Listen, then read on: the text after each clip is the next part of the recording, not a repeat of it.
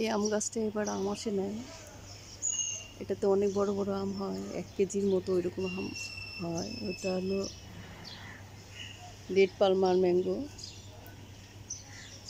এখন গোড়া অনেক মাটিতে অনেক উঠাইয়া তারপরে আবার খাবার দিছি। এখন রেডি করতেছি। এই যে আমের ডালা মিলতেছে, ডালা ছিল না, একদম মাটিটা শক্ত হয়ে গেছিল। মাটি সব সময় এগুলি উঠাই দিতে হয়, উঠাই আবার নতুন করে দিতে হয়, খাবার দিতে হয় বেশি করে, যে কারণে এখন আবার নতুন করে ডালা মেলতেছি।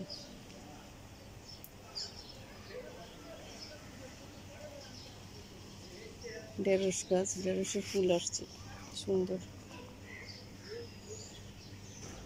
ঢেঁড়সের ফুলের কথা তো ভুলেই গেছিলাম, এখন মাশাআল্লাহ ঢেঁড়সের ফুল আসতেছে।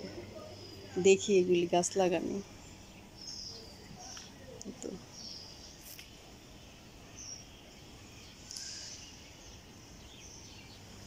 বিচি করতেছি, বিচি আবার লাগাবো। ঢেঁড়স পাকাইতেছি আর কি, এই যে পাকাইতেছি ঢেঁড়স, ঢেঁড়স পাকাইতেছি। লেবু ধরছে, অনেক লেবু আছে গাছে।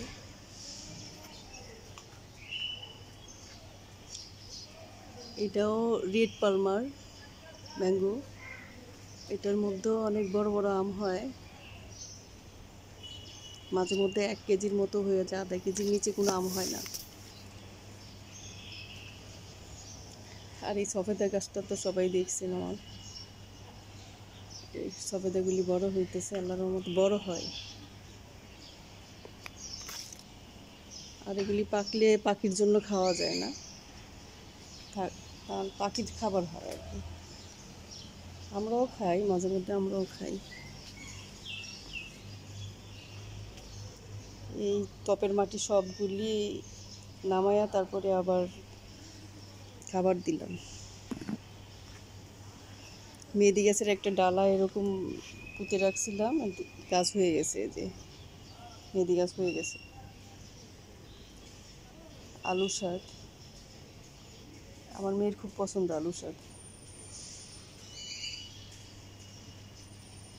গাছের গোড়ায় পুদিনা গাছ দিয়ে দিয়েছি, তুলসী গাছ, সরি পুদিনা না তুলসী।